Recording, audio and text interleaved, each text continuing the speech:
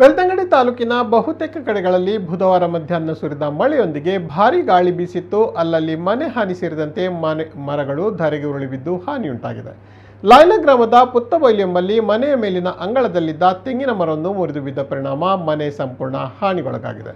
ಮನೆಯೊಳಗೆ ಮೂವರಿದ್ದು ಅದೃಷ್ಟವಶಾತ್ ಅವರು ಅಪಾಯದಿಂದ ಪಾರಾಗಿದ್ದಾರೆ. ಮನೆಯವರು ಹತ್ತಿರದ ಮನೆಗೆ ಸ್ಥಳೀಯರು ಸ್ಥಳಾಂತರಿಸಿದ್ದಾರೆ.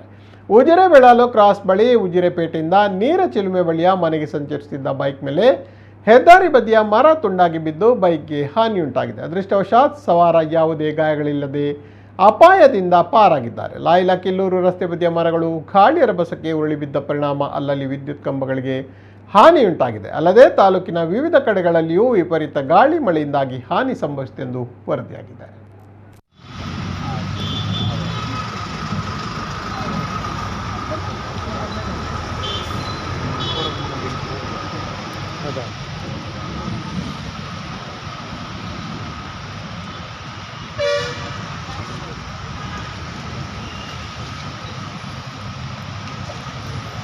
ರವೀಂದ್ರ ಯಾನ್ ಮೂಲು ನಮ್ಮ ಮೊರಣಿಗೆ ಮರ ಬೂರ್ಲತ್ತ ಕಾಲೇಜ್ ಇದ್ರೆ